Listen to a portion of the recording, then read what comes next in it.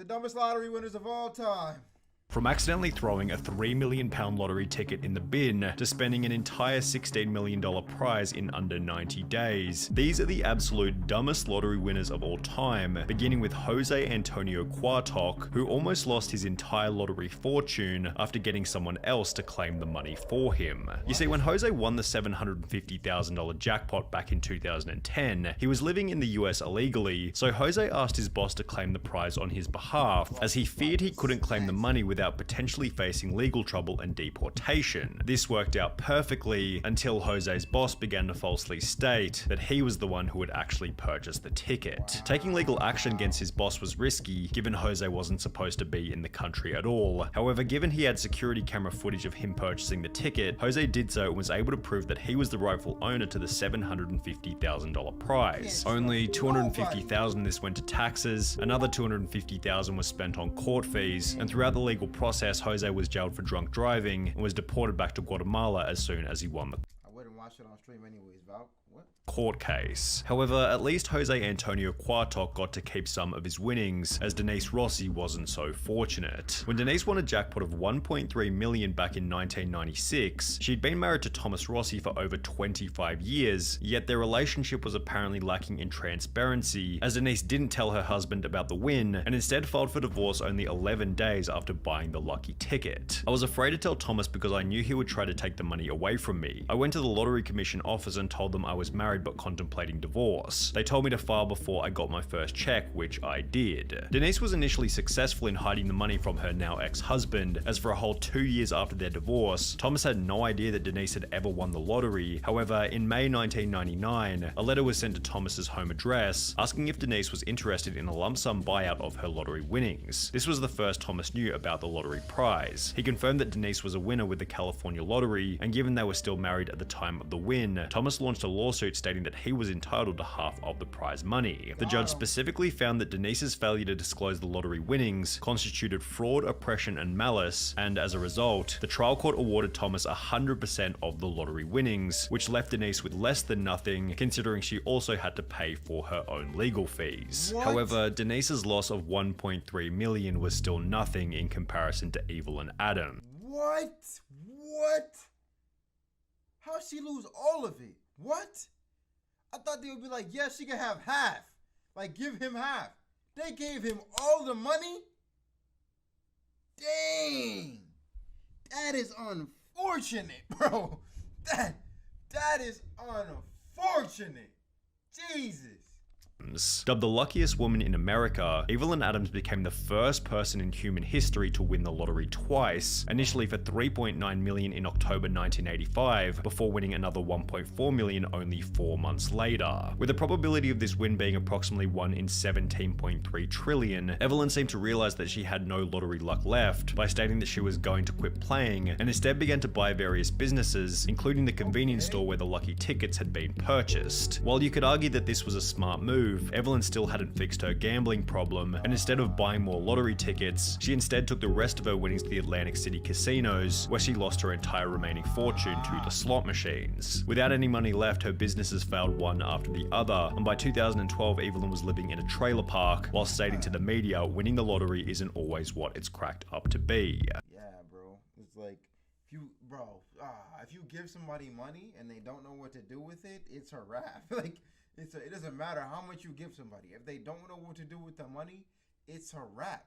Like, it's a wrap. Like, these people, I don't know. People who win the lottery, they have the worst habits. They're playing the lottery. Like, you know what I'm saying? If you playing the lottery, I know you got some bad habits, bro. You stay gambling. You think the lottery is the only way to get you rich. So you're like, yeah, I'm going to play it. I know your habits are trash. And then when you win it, you're doing the same thing. Like, you know, like, it doesn't stop. Like, you just still gamble.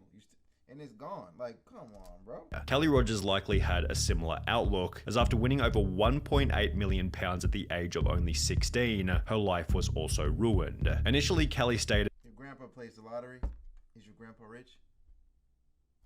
Is he rich? He could be, or he could just, like, maybe he doesn't do it for fun. Maybe he's rich. Is he rich? I will not go wild and spend loads. I'm going to take some advice and see an accountant. Hopefully I'll..." Because my grandpa plays the lottery too. Let me tell you something. He's far from rich. grandma plays the lottery, far from rich. My stepdad plays the lottery, far from rich, and they literally dedicate every week to play. It's weird. It's like, oh, I didn't play the lottery this week. I'm like, bro, what? Like, why are you like? They act like it's a business or something.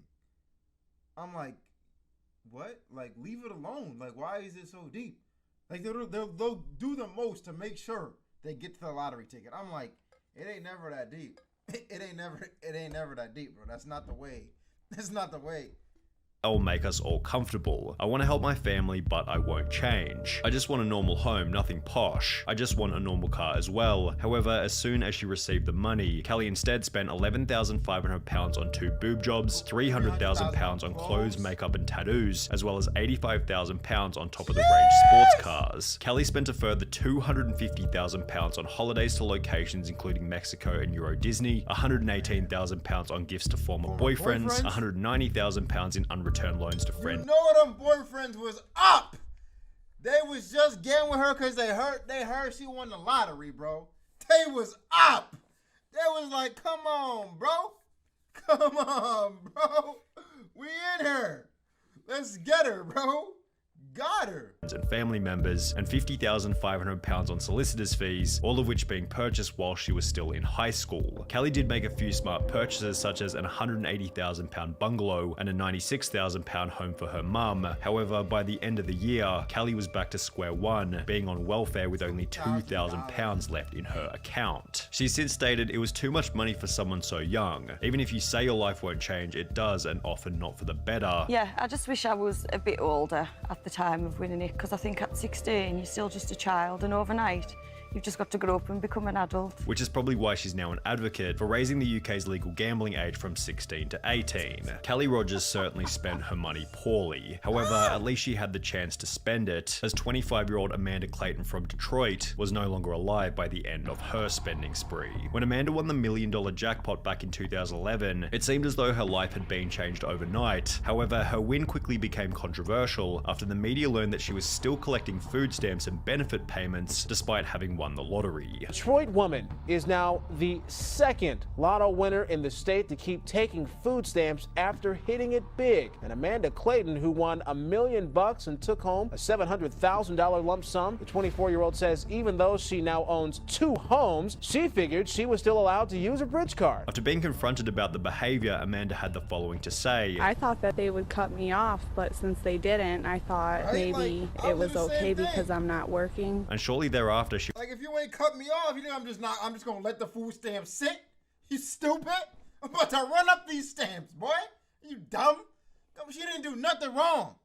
He was charged with 2 felony counts of welfare fraud and was ordered to pay back the $5,500 worth of food stamps she'd received. While Amanda quickly paid the $5,500 back, she never got the chance to spend the rest of the money, as only 6 months later she would unfortunately overdose in one of her 2 homes. He says she was tormented by the fame and the problems that came with winning the lottery. What's the point of having money if you're not going to have happiness? He says she didn't want the money anymore and bought things for her family and set up college funds for her children. He says she only had $67,000 of her winnings left. The end to Amanda Clayton's story was somewhat unexpected. However, a 2-second glance at Ryan McGee is more than enough to predict that this lottery win would eventually end in disaster. After winning £6.4 million back in 2008 at the age of 27, Ryan was placed on the Sunday Times Top 100 Rich list for young people. He purchased a luxury mansion in his home country of Ireland, which featured 5 bedrooms, an indoor swimming pool, a full champagne. Bro, here's the thing, bro. Here's my thing. Doggo, you won the lottery. Like, you know what I'm saying? Like, you won the lottery. The money just doesn't keep coming in. That's not how it works. You know what I'm saying? You won it one time. Like, it's not like you work and you make like $1 million a year type of thing. You won the lottery. Like, that's it. So why are you going and buying all of this? You know what I'm saying? It's like you're not doing anything with the money that can possibly keep bringing money in. You're just like, yeah, let me buy the biggest stuff because like now I'm rich. You like, well, what are you gonna do to keep getting money? Because like it's gonna run out if you keep spending it like this. You feel me?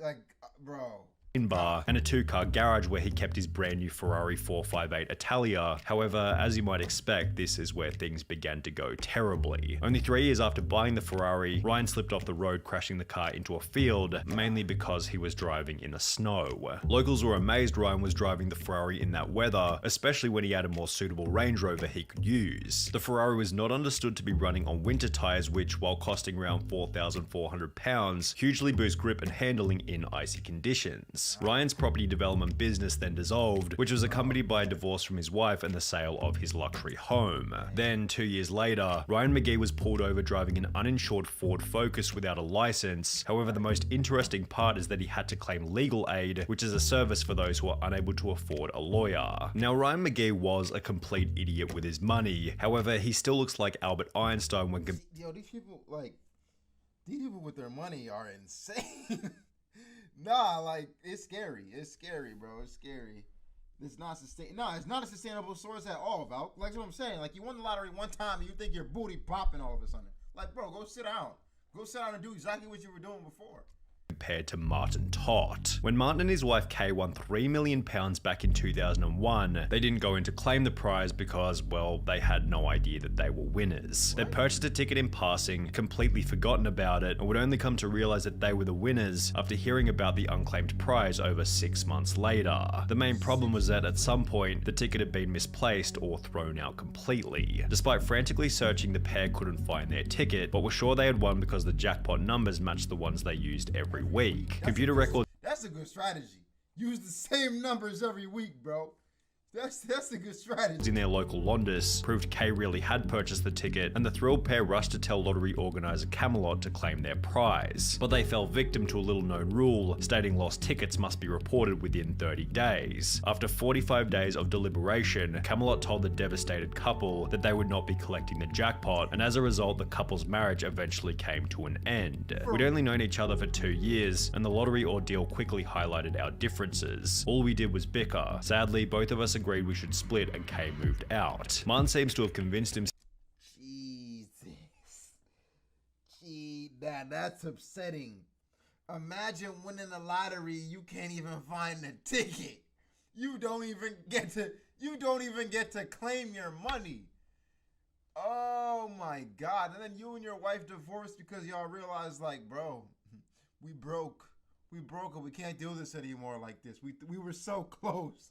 We were so close to making it out the hood. We were so close to making it out the hood. But it doesn't happen. You stay there. You stay in the hood.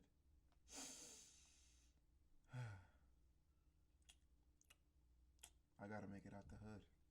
Himself that losing the ticket ended up being a good thing, having stated, "For a long time I lost sight of who I was and what I believed in, but I can honestly say I'm glad I didn't get the $3 million now. There is no guarantee it would have brought me happiness, and if there's anyone else who would have agreed with this statement, it definitely would have been the most miserable lottery winner of all time, William Post." When William won a $16.2 million jackpot back in 1988, he had just $2.46 in his bank account and was able to purchase the lucky ticket by selling a ring for $40 to a local pawn shop. This, in conjunction with the time he'd spent in jail for cashing invalid checks, highlighted William Post's awful money management skills and acted as foreshadowing for how poorly his lottery win was eventually going to be spent. Only 84 days after receiving the $16.2 million, William Post had spent the entire fortune on a boat, a lease for a restaurant in Florida, a used car lot, as well as a private jet. However, even after all of the money had been spent, Post took on a further $500,000 loan to purchase a mansion in Oil City, Pennsylvania. The problem was that William hadn't actually purchased the original ticket himself and had rather given the money to his girlfriend who had bought the winning ticket for him. Because of this, she was able to successfully sue him for 1/3 of the winnings, meaning that Post now owed $5.4 million to his ex-girlfriend from the $16.2 million that he no longer had. Since Post was unable to make this payment, the judge ordered that his bank account be frozen until he was able to come up with the money. However, before he was able— How am I gonna come up with $5.2 million? That's gonna take me years. What? Nah, Judge, you know that's wrong, bro. Judge, I just said I don't have the money, bro. Like, it's gone, Judge. I guess he can sell everything he has. Like, yeah, he does have the assets still, so he can sell them. He can't just sell. Able to sell enough stuff to pay the $5.4 million, William was arrested and ordered to serve a 6 to 24-month prison term for an assault charge from 6 years prior. Toward the end of his life, Post was on his 7th marriage with over $1 million in debt and was getting by on food stamps at a job paying $450 per month. However, William Post still doesn't have the craziest lottery win story of all time. Who's got it? Who? Sonny baby, you're making my booty hole tingle. Who's got it? Because these get crazier and crazier. Like, what the fuck? That title goes to Andrew Jackson Whitaker, whose life would change forever after winning $315 million back in $315 million, Brody? Oh my God. 350 dog. Do not tell me you lost $315 million right now. Oh, I can't. Nah, guys, we can't watch the video, bro. I can't see it, bro. I'm sorry. We're ending it here. Everybody, we're ending.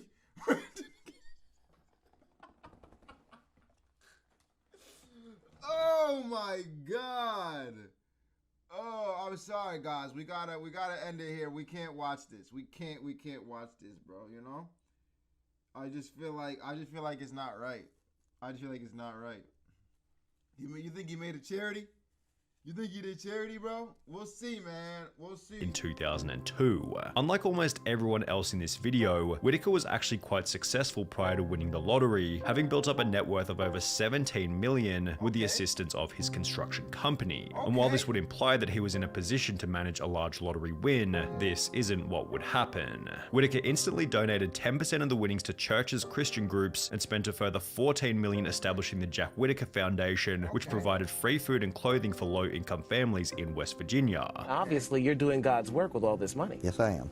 I'm helping a lot of people, and I plan to help a lot more. He then drove back to the convenience store where he had purchased the ticket before giving the clerk a $44,000 check, a $123,000 house, and a brand new Jeep Cherokee, which was followed by Whitaker buying himself a Lamborghini, in which he'd drive around his neighborhood throwing money out of the window. After flaunting this wealth, his Lamborghini was broken into, where thieves stole $545,000 in cash. However, this apparently wasn't much of a wake-up call, as his car was then broken into for the second time, resulting in the loss of a further $200,000 cash. So you're telling me this dumb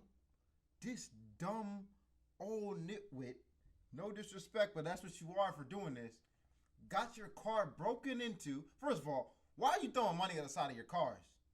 You know what I'm saying? Like not everybody has to Mr. Beast it, bro. Like not everybody has to Mr. Beast it.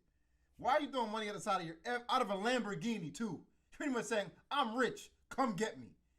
And then they break into your car, steal $500K, and then you put another $200K in the car for them to break in again and steal it? That's the easiest come up ever. Like, come on, bro. That's the easiest come up ever, bro. Easy. That's an easy come up, bro. Yo, Dougie, did you add him? Add who? Who's I supposed to add? Add who? Jack Whitaker's granddaughter passed away, his daughter then passed away, which was followed by a divorce with his wife. And now you've lost your granddaughter, you're about to be divorced from your wife. Where does this ever end? Leading him to state that he had lost everything. I pretty much lost everything I held dear in my life. You got lots of money. Money has never meant anything to me. You have to have money to exist in this world, but money doesn't rule the world. Money is not what makes people happy. And that he wished he had never purchased the lottery ticket in the first place. My wife had said she'd wished that she'd torn the ticket up. Well, I wish that we had torn the ticket up too. I just don't like what I've become. Dang, that was sad.